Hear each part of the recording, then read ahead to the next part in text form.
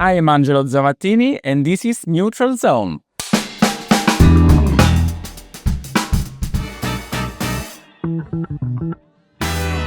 Ciao. Ciao, bello. Thank you for hosting me. Thank you for letting me come to your flat, and you've prepared a beautiful aperitivo for us. You're very welcome, and it's not even everything because the pizza is on the way. Oh, amazing. If I may say, before starting, let's refresh Ah, our throat. I love refreshments before we need refreshing. Absolutely. I'm With a nice totally down. aperitivo. Oh. Gosh, you're so sweet. How do we say cheers in Salute. Italian? Salute. Salute, bello. Ah, Grazie. I think this is my favorite episode yet already. very good. Angelo, how much of your identity do you think is tied to being a dentist? I think my identity is more or less the same. Obviously, it's a bit different with different people. But as a dentist, I feel very passionate. I feel very enthusiasm of what I do. And probably my identity of being a passionate extrovert, very patient-centered, because I love life. I love the human You love people. people. So I think this kind of aspect is very linked to my professional activity. So you like the human connection in the Human job. connection, yes. Also, the type of job I do is very much into helping people in fighting pain, infections. And I really understand that when they come to me and they are in pain and they suffer. So I really try to Look after people. look after them, not only from a technical point of view, but also from Place of humanity. yes, Yeah, 100%. If you think of yourself, though, as like a pie, and I'm not saying you're anything but a pie. A pie, A pie. a cake. Like a cake. Okay, Like torta. let's call it cake. Torta. A torta, sì. And how much of that torta would you say, if that is Angelo the torta, how much of that cake is a dentist? What other slices are there to you as a person? But you are like let's say probably I would say 40% dentist, 40% a sportsman, and 40% a lover. But lover intended as someone that loves in general the world, Food, food, sport, family, sport, music, life. I think that's the perfect mix. 40-40 is 80-20, sorry. 0% mathematician. So no, 40-40, no. It's okay. 40-20. It's only one sip of aperitivo. 33. Okay, a third. That's a nice balance, I think. Yeah. So you're a keen sportsman if it's a third. Yeah, can you tell? I can tell, 100%. What kind of sport do you do? I mean, I do sports that make me raise the heartbeat. I like to feel the intensity. I like to feel my body that reach the limit. And therefore, I like to do this kind of CrossFit, running, swimming.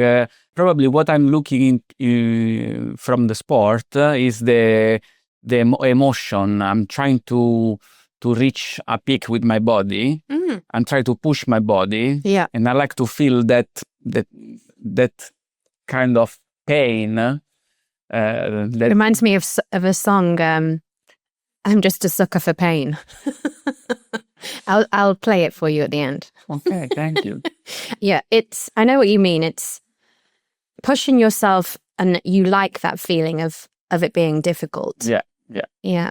And seeing the results every day that you're getting fitter. Yeah. Do you use some of these people that have the watch and the whole thing? I don't. No? No, I really hate training with the watch and with the music, because when I train, when I do long run, I like to feel my heart. I like to feel myself. So I really avoid using all of this. Oh, really? The watch when I run, yes, because I like to keep the pace, but no music.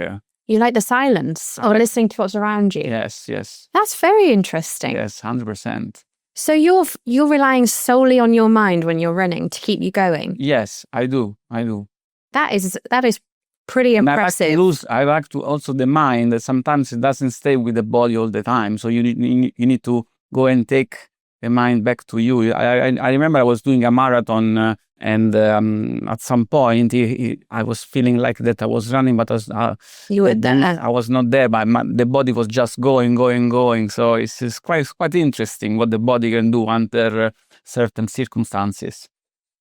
It's amazing in a good and a bad way that your mind can wander off like that. Like you can't remember the last 100 meters. No, probably not. Where do you think we go? Somewhere else.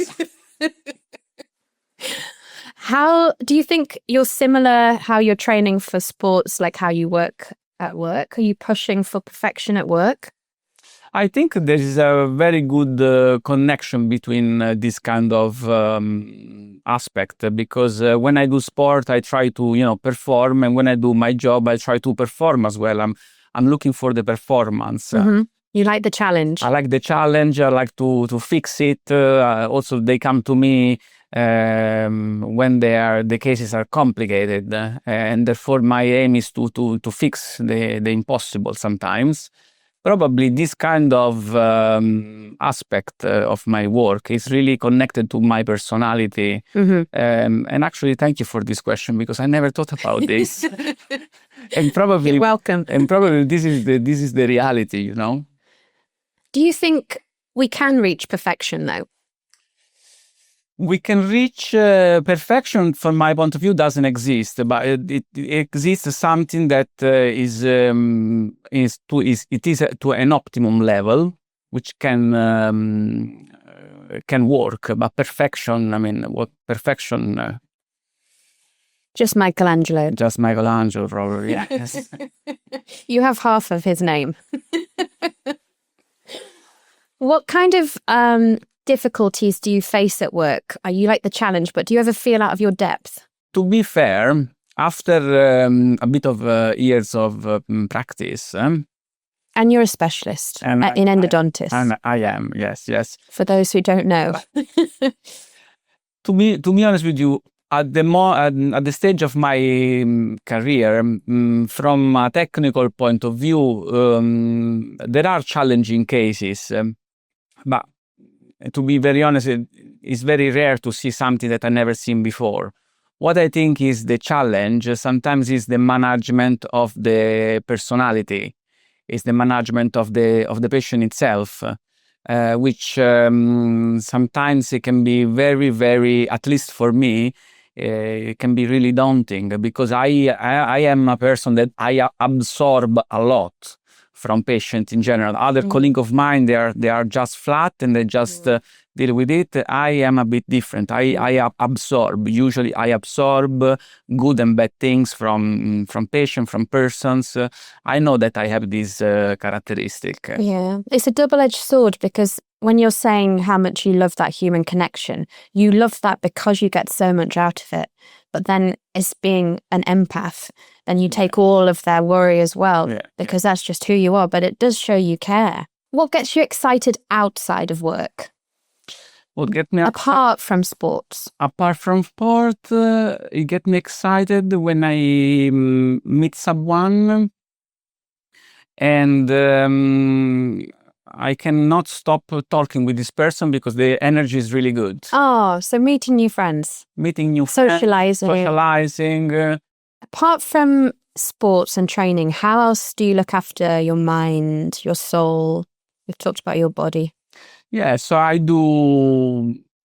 am recently started to do more meditation, yoga, self-connection. And I'm exploring a bit more this mindfulness concept that I believe is really important. What's got you into that? Probably, a certain stage of your life, your needs change. When you are 20, you want something. When you are 30, you want something. When you are 40, You may be more interested in other things, not anymore what you were doing before. So at the moment, I am more in need of self-connection, groundness.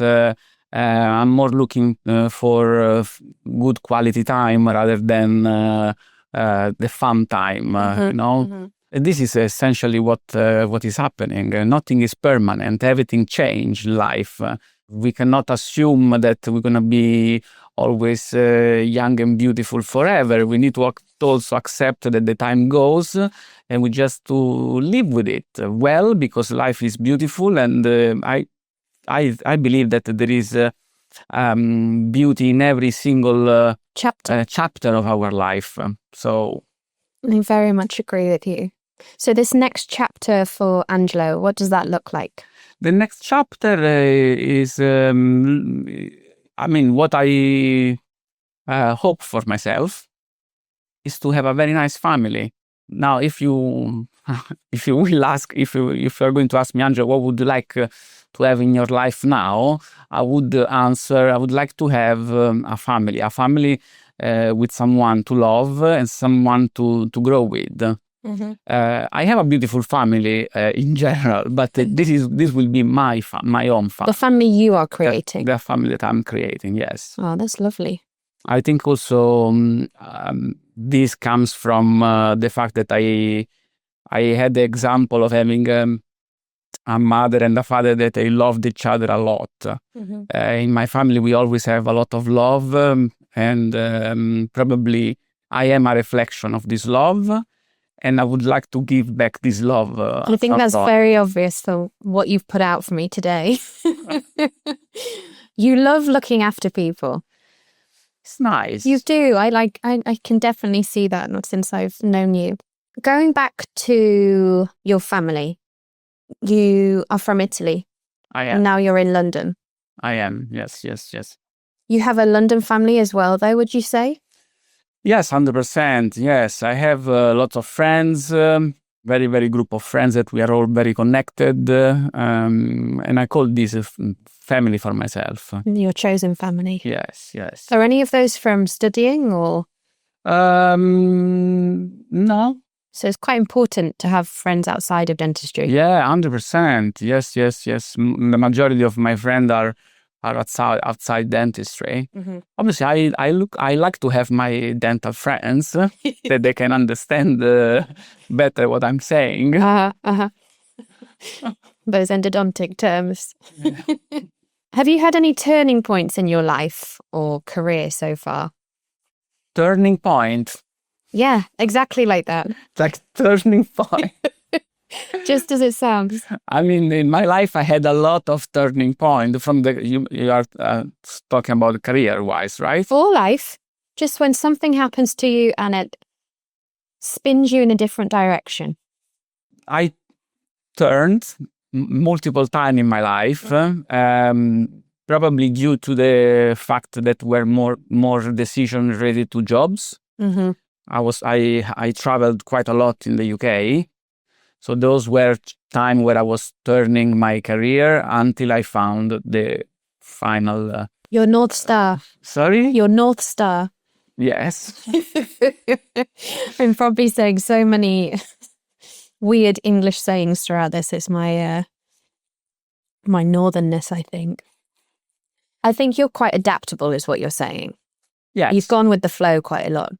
Yeah, I follow what was going to happen what was happening to me because I was changing from a hospital to another, so I was progressing with the career, and then at some point everything twisted towards London, where then I completed my training, and then I built up my life, let's say. How do you find it different, London and Italy? Very different. I mean, London is a beautiful city. It's a city that gives a lot of opportunity, but it's also a city that sometimes can eat you. It's a city where people, they don't have time. people that are running left and right. It's very difficult for me to ring a friend and saying, look, I'm here, do you want to grab a coffee? Probably everyone is busy and they're busy until next week. Yeah. Whereas in Italy, it's more laid back. In Italy, we see each other even last minute. There is no need of preparing or booking in the agenda an appointment. Or if someone just ring the bell of my door, it's okay. Here, in the UK, it's not really. Yeah, we don't know our neighbours in London. I mean, it's a different kind of, you cannot compare. Very different. I'd be scared if someone rang my doorbell. I wasn't expecting them. Absolutely. Do you find it different in terms of training? In terms of training, I would say it is quite, the system is completely different. In Italy, we study a lot. We study a lot of theory and we don't do a lot of practice. Then undergrad? For undergrad, yes. For specialty training is a bit different. In the UK, specialty training is quite good. It's quite solid, especially in the big university. Training is usually quite complete. It's a complete training, and we don't have this in Italy, or we have, but only for specific specialty. Oral surgery and orthodontics. Mm-hmm. But from the undergraduate level, is very, very, very different. You did undergrad in Rome? Yes. And how would you describe that it's different to undergrad then in the UK? That is much more intense with the theory, or? It's very theory-based, very academic. We study on books, very big books. We don't do much practical, which is a bit bad because as a dentist you need to be able to move well your hands. But on the other side, I would say that we acquire a lot of knowledge, mm-hmm. and after the period of study, we are able to put in practice this knowledge over a course of period of time. Mm-hmm.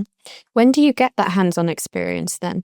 You're let out in the job and I would say the majority of your learning is on the field. Mm-hmm. So when you are with patient, the question is how do you do this with patient?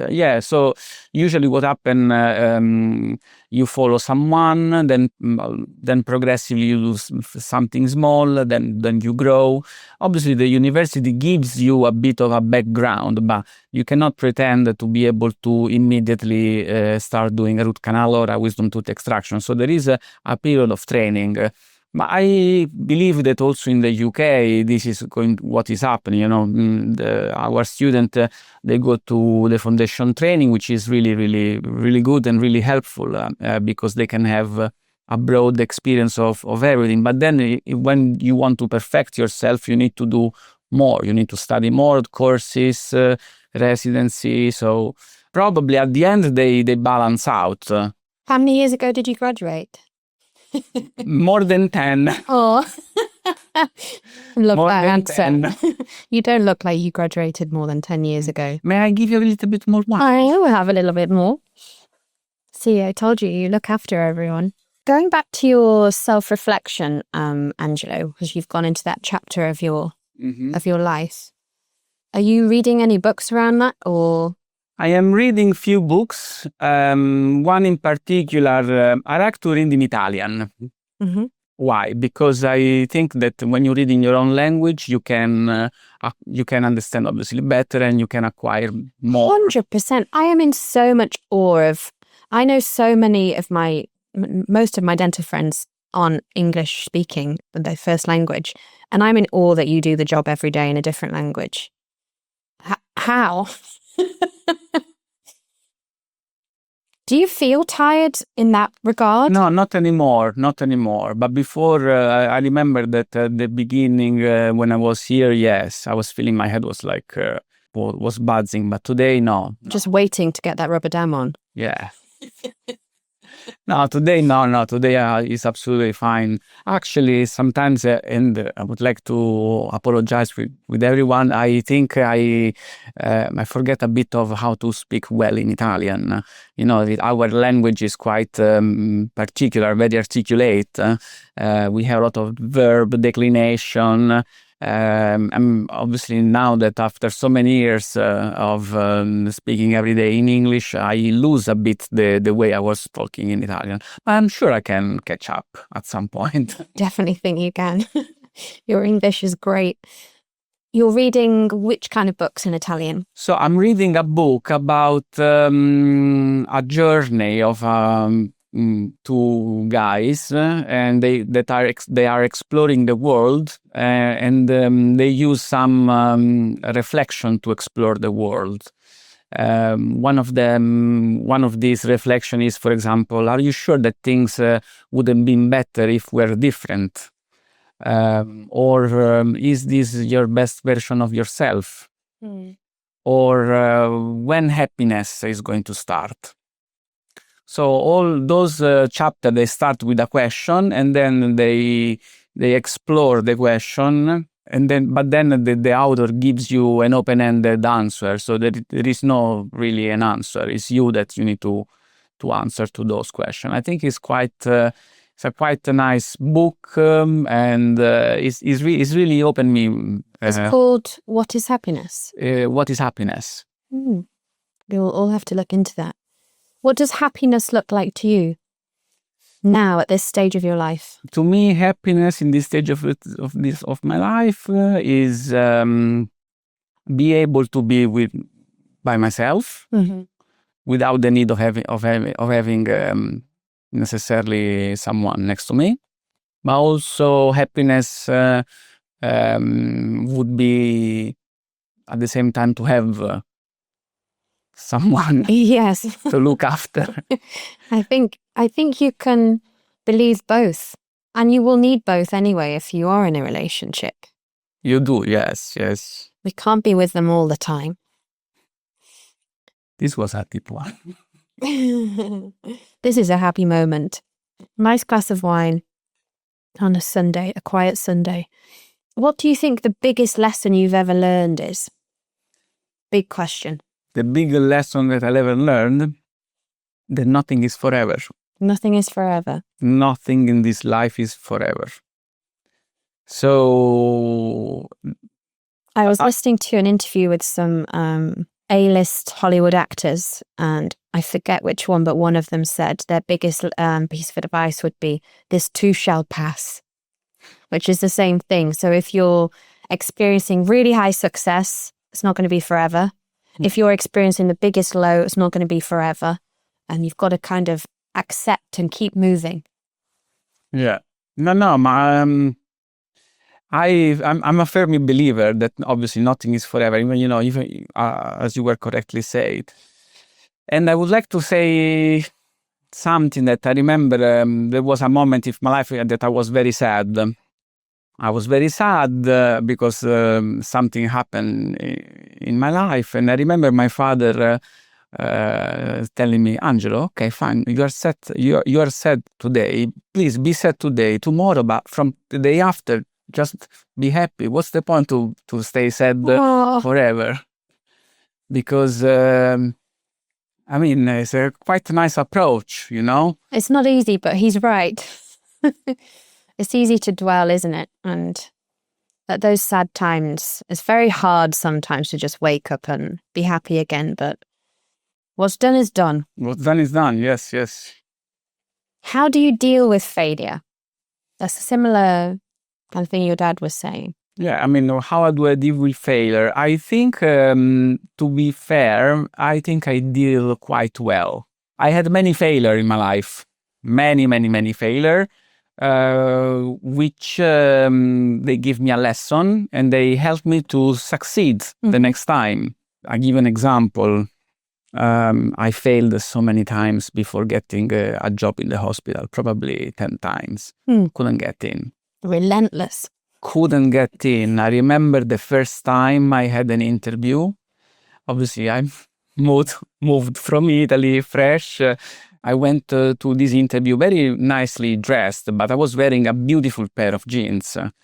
And beautiful pair of jeans, a nice shirt. And I remember that one of the feedback that I received was that the attire was not appropriate for an interview. So, this is just an example, but I failed many times. Then I understood what I had to What they wanted. and then I was winning one after the other, done. So this is what failure teach me. Obviously, there are different type of failures. Failure is a broad terminology to describe a lot of things. Failure can be also more painful in life. I mean, failure, you just need to deal with it. It's part of life. Part of life, yeah. And you can't get better without failing. And the good thing is that there is always a solution. Yeah, what is that really annoying saying my mum always says to me? If there isn't a solution, it's not a problem, it's a dilemma. Most things in life are a problem, not a dilemma. And those dilemmas are few and far between, but when they do happen, it can be quite upsetting. But most things are problems to be solved. Do you have any daily rituals? Are you a 5 a.m. club man or... Daily ritual? Your little mocha pot? I mean, daily ritual for me, a couple of espresso in the morning is a must. There is a bialetti ready in the kitchen. I have one now too. 100%. This is my ritual. You can, a morning coffee for me. Without morning coffee, I will never be able to leave the house. Oh, anything else? What about before bed? Before bed? Before you go to sleep? Before I go to sleep, I do 8 minutes of meditation. Do you? I do. Why did you stumble at that question before? You've got a perfect bedtime routine. 8 minutes of meditation. How do you meditate? I meditate. I meditate. I do a guided meditation with an app, which is really, really nice. I'm not disclosing now the name of the app because other apps exist. But no, I mean, I listen to this guided meditation, which is really every day is a different one. Mm-hmm. One is a body scan, one is self-reflection, breathing, and I really enjoy it. And obviously, I read. I always read a bit, at least 2-3 pages. Yeah, as a must. Just helps you wind down. Yeah. Do you have a favorite saying or a mantra? One that sometimes I say to myself is when I'm a bit undecided to what to do, but inside of myself I know what to do. I say to myself, but if not now, when? That's a good one. I know. That can be yours. That's your favorite saying or mantra. If not now, when? Exactly. Seize the day. But if not now, when? Do the workout. Do the root canal. Like, do it now. I mean, just do it. Just let's do it. Like, what do you think you'd be, or who do you think you'd be if you weren't a dentist? If I want an alternative career. Probably a lawyer. Oh, I could see you in a lawyer. Sharp suit. Lawyer. Yeah. Actually, no. The funny story is that I couldn't get after high school. I didn't get into university quickly because I was not very into it, and I was a bit not unsure what to do. And I remember that I said to my mom and dad, "Look, I'm going to study law," and it was a bit of a funny reaction. that I received, and I understood that probably law was not really from your family's reaction. Why do you think they didn't think law was for you? I mean, law probably, in my country is a long career and with a lot of uncertainty. maybe, medical degree are more structured. And maybe because you love people. Yeah, probably. You can't look after people as much in law. Yeah. A bit more black and white, isn't it? Yeah. Interesting. What were you like as a little boy? I was a very hyperactive boy. I mean, No. very hyperactive. Probably this was due to the fact that I was receiving a lot of input from my family, sport, sailing, music. I was very, very hyperactive. I was not sleeping much. And I remember that I was a very complicated children in the sense that I was very, very, I was giving a lot of work to do to mom and dad. Very energetic. Very energetic, yes. Spirited. Spirited, yes. I can imagine it. Do you think as a little boy they'd imagine you'd be a dentist or? No, no one. So you were exposed to everything, music, sport, food. So you had every option, lots of input. Lots of input, yes. That's the dream childhood. Freedom. I had a good childhood. Oh. Yeah. Would you, if you were lucky enough to have children of your own in the future, would you suggest dentistry to them as a career? I would say that if one day God allow me to have children, I would what I would say to my kid is that they have to do what they want to. I mean, I wouldn't encourage anything. Mm-hmm. I would give complete freedom. Follow your passions. Follow your passion. I mean, if I had a daughter that she's saying, "Dad, I want to study music," fantastic, let's do it. Sounds great. Art, music, fashion. If she wants to do dentistry, yes, of course. But I would give complete freedom to my kids. So you're an extrovert? Am I? It's a question. I am an extrovert, but there are some circumstances which I'm not.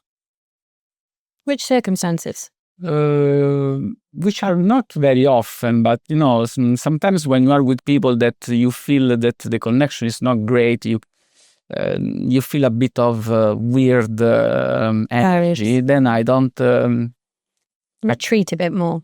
Pardon? You retreat a bit. I retreat. I like a snail. How do you balance everything? Do you think you work too much?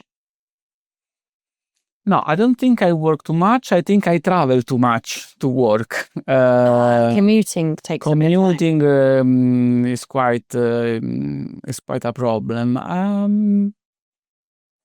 How do I balance? Living in a big city like London, I try to fit everything on the journey. So I bring my gym bag on my way back. I don't come home. I just go directly to the gym. I try to squeeze everything in the journey. I suppose this is what happens if you live in a big city. London especially is hard. I feel like you leave the house and most people have an hour's journey. Even when you're meeting a friend. By the time you think of like walking to the tube, it's tricky. Big cities are a different ball game. Have you ever had a case where it was you that made the clinical mistake? We all have, right? How do you deal with that? No, a clinical mistake, yes. Happen. What happened? I stay very open and honest. I communicate what happened to the patient, and I try to fix it as the best as I can. Mistakes happen in our job. We are not immune. What I think the correct approach is to be honest and transparent. And this is also what I teach to my student as well. The first thing is to be honest, transparent, and admitting the mistake. You teach as well? I do. I didn't know that. I do. I teach future specialists. Oh, lovely. Do you enjoy the teaching side of things? I do. I love the teaching. Yeah, it's very good. I'd like to be taught by you. Do you? Yeah. I think you'd be a great teacher. What makes a good student, Angelo? A good student is someone that is able to follow correctly what is asked. A good listener. A good listener, but also someone that doesn't do too much, and someone that comes to you and asking for question. When they don't ask, usually there is a problem. When they ask too much, there is a problem as well. They need to have a little balance. So don't be scared of asking questions. Exactly, it's very important, especially, we are dealing with clinical procedures, so it's very important that we have we check what they are doing. But also to have some level of initiative and get going. Yeah. Not be scared. Teaching the way I teach, we teach in a very safe environment where students are surrounded by lots of specialist consultants. So it's probably the best environment to learn the clinical procedure. Students, they need to feel relaxed and confident, and we are there to correct, supervise, and refine the procedure, basically. Do you do anything in dentistry that isn't clinical? Really mostly clinical, isn't it? Mostly clinical, yes. How do you deal with a patient when they're really stressed? When the patient, the first things, when the patient is really stressed, the first things I do is I listen to the stress. And I'm saying this, although, sometimes it can be it's not easy, but I listen fully to what is this stress, where this stress is coming from. And then I try to find a solution. People can be stressed for millions of things. And I see very often patients that they suffer from phobia, dental phobia, that are already stressed even from the door before getting to the chair.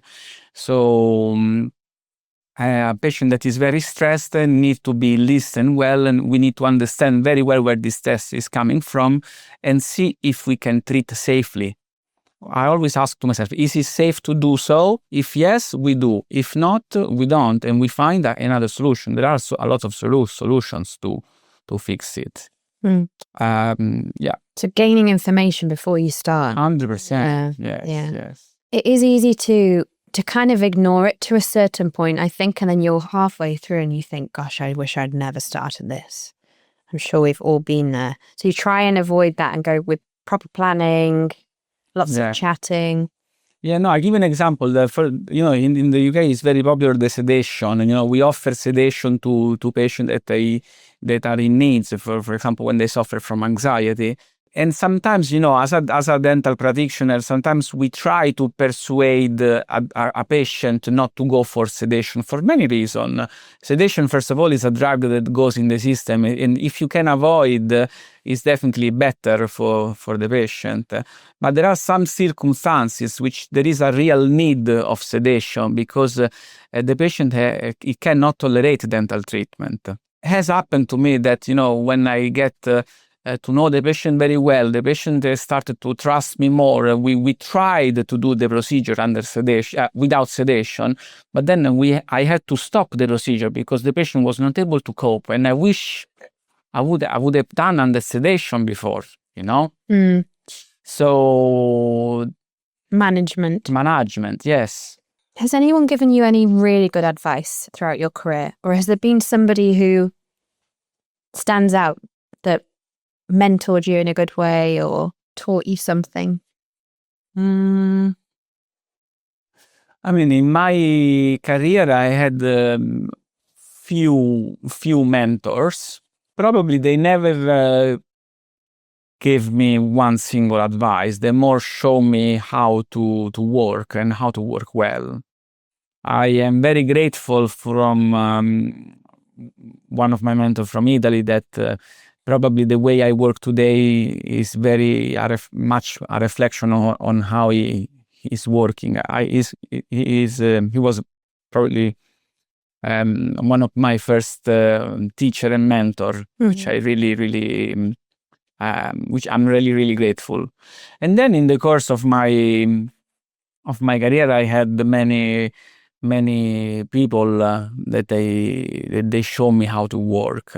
And I really remember this very nicely. I worked in Birmingham, the Queen Elizabeth Hospital in MaxFax. And the group of consultants there, they were fantastic, all of them. And they were doing a very complicated operation. And I remember the way they were working together, and it was I was very fascinated the harmony that they had when they were working and dealing with these very complex stuff. Some of them are like 16-hour operations. Yeah. And to me, that experience is very well held it. Yeah, it's very, very, very. It has remained very impressive in myself. Also because I assisted a lot of episodes which probably were a bit borderline in the sense that Birmingham is a very busy unit, very big unit that they treat a lot of oncology. Was this or trauma or both? Both. Was this a SHO year? Yeah, DCT now they call it. Yes. I mean, like big stuff, big stuff, even flap surgery, but even something very sad, like young people injury with a motorbike that they were not able to survive, so something very, very intense for me was because, I never faced this, ICU huge. Yeah. Huge, like 30, 40 bed. But what I was, for me, what fascinated me is that everyone was, you could feel, and all the people there, they were to a very, very high level of quality. They were absolutely true professionals. And also they were treating us very well. When you have a consultant of that level that has got 30, 40 years experience and treat an SHO like an equal. Like an equal. This is everything you're explaining is exactly how I found my SHO year. I did the same in Sheffield. Massive teaching hospital. Probably, I wouldn't say shouldn't have been allowed to be where we were, but we were exposed to things that you'd never think a dentist would be exposed to. But we'd be in the middle of a 18-hour operation or something, and you're looking at these consultants operating, and they'd say things after 5 hours where the SHO's just we're holding something still. And they'd say, Fran, you haven't had a break. Do you want to go and use the bathroom, have a snack? And I think, you haven't had a break. You're operating. I'm just holding something. But they were such gentlemen. I think when you've been exposed to that degree of operation, it puts things in perspective when we're moaning about, we've got another patient squeezed in at lunchtime or something, and you think, well, comparatively, what we're doing is easy, right? I don't like to downplay it because what we're doing is it's complicated sometimes, but I'm glad that we both share this experience because they should be paid like footballers, in my opinion. Yeah, no, 100%. I'm rarely in awe of anybody in life, but those guys have all my admiration. Yeah, I agree. Still do. When you're going up to ICU as well and checking on people who are that poorly, it's just a different perspective. Puts things in perspective. Yeah. I think that's what we're both saying. The life in general is, Yeah, life is very precious. And the thing is, with the MaxFax thing, when you're saying that, a young person hasn't made it, we don't see that side of things in dentistry. No. I think is where we differ to medics. One of my best friends is a training pediatrician, and the thing she tells me, and she says, oh, you work so hard. And I'm like, my job is very different to yours. And I think it's important to establish the difference. Yeah, no, 100%. We have a very different job. Important still, but I think it's very grounding for anyone to do a MaxFax year. I'd recommend it to everybody. Let's round up a little bit, Angelo. Okay. Then we can eat. Do you think you'd still do dentistry if you won the lottery? Yes, Do you? I do. Yes. In the same way or? No, not in the same way. Not in the same way, but definitely yes. I mean, I'm very passionate about what I do. When I come back home, when I had a very good day, I'm very, I'm thinking, I could do this, I could do that. If I won the lottery, probably what I would do, I would try to have my own clinic, not traveling anymore. And yeah, probably yes. 1 or 2 days a week. Then onto the yacht. You're talking about a big lottery, a big lottery. If you won big. If you won big. Big. Big. Yeah, a couple of days. And then let's do the final question. What advice do you wish you'd been given, or what advice would you give yourself if you went right back to graduation day? So, what they were telling me is to buy loops and a camera. Very specific. Immediately. This is something that I understood a bit later on, but the first things you have to do, finish graduating, you buy a very good pair of loops and a very nice camera, and you start using it every single day. And that's for self-improvement, or you're looking at your own work over and over again to improve? Yeah. And the level of detail. Yeah. I don't know how I ever worked without loops. Yeah, I mean, I started working with us when I started. Me too. And then I was like, I've just done a Max Facts year. No one's wearing loops. Why do I need loops? Now I think they should all get some loops. Thank you so much for welcome, and thank you for coming on. No, thank you for hosting. Ciao, Bella. Ciao. Ciao.